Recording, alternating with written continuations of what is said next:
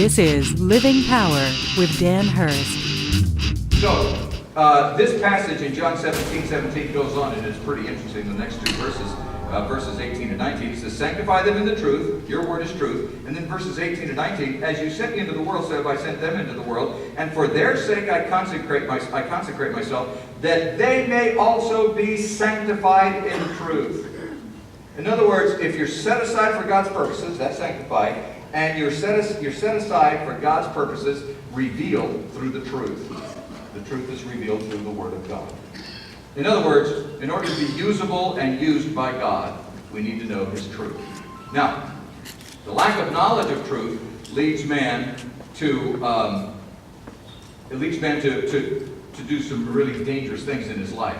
The lack of knowledge of truth causes man to put himself above God.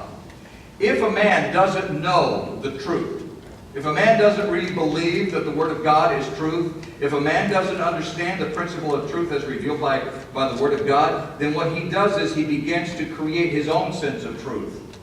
You hear what I'm saying? And this is what the world does. If the world doesn't believe that the standard of truth is from God as revealed through His Word, then the world creates its own standard of truth. And so you have all of these different standards and concepts of truth. I love what Romans chapter 1 says. Romans chapter 1 beginning with verse 22. Look at this. "Claiming to be wise, they became fools, and exchanged the glory of the immortal God for images resembling mortal man and birds and animals and creeping things. Therefore, God gave them up in their lusts of their hearts to impurity, to the dishonoring of their bodies among themselves, because they exchanged the truth about God for a lie, and worshipped and served the creature rather than the Creator, who is blessed forever." Now, what's being taught there is that if man sets his own standard for truth, what he's saying is that his standard for truth is greater than God's standard for truth. But the problem is that man's standard for truth is not a standard. It's an impression. It's a concept. It's this idea of the way things should be. This is what I think the way things should be. But you have a whole different standard. You think things should be differently. And so you have a different standard of truth. So if we're following our own standards of truth, do you see what chaos is going to develop? It's going to be incredible chaos if every man sets his own standard of truth. But God says the standard is given to us through His Word.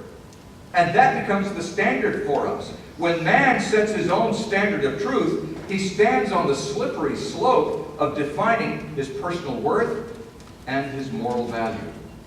If I'm setting my own standard, then I'm also setting my personal worth and my moral value.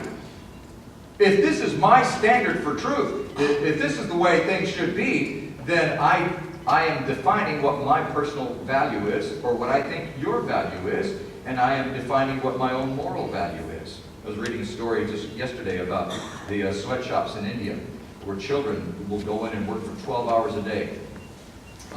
Little girl, the story was of a little 9-year-old girl, and how she goes in, she works 12 hours a day, and she just sits there, and she just sits on a concrete, and it's just dimly lit, and it's filthy, and there's 3 fans, even though it's terribly hot. It's not air conditioned or anything. She sits there, and she will take the scissors, and she'll clip little threads off of collars, and this is a place that makes shirts, and that's what she does all day long. And it was talking about her, just a real sweet spirit. I mean, this is all she's known. This is what she does. And her dream for life is to become, to grow up so that she can actually be a sewer, somebody that sews and builds shirts. And the guy who runs the sweatshop stands at his door and he yells at people for singing or for laughing, or it's just and they get 1 hour for lunch. That's it, 1 hour. And sometimes it's just they feed them and they'll give them some curry or something like that. And it's just a horrible way of life. Now, I look at that story and my heart breaks because that's what's going on. But that's their standard of truth. They set the standard. God didn't set that standard. God doesn't want that. But this is where man has set a standard, and in doing that, he's defined the value of that little girl's life. And he's defined his own moral value. And if man doesn't think your life, I'm talking about mankind who sets his own standard from truth. If he doesn't think that your life is worth much, then he doesn't have to feel guilty about the way he treats you. If my standard of value says that a child isn't worth much, then it doesn't matter what I do to that child. If my standard of truth is such that that my neighbor isn't worth much, then the way I treat my neighbor changes. And I don't feel guilty about it because my standard of truth has changed. So the Word of God says, no. Here's the standard. God sets the standard, and a disciple knows that standard and knows that truth. On behalf of Dan Hurst and the Open Class, we want to thank you for watching. We hope it was a blessing.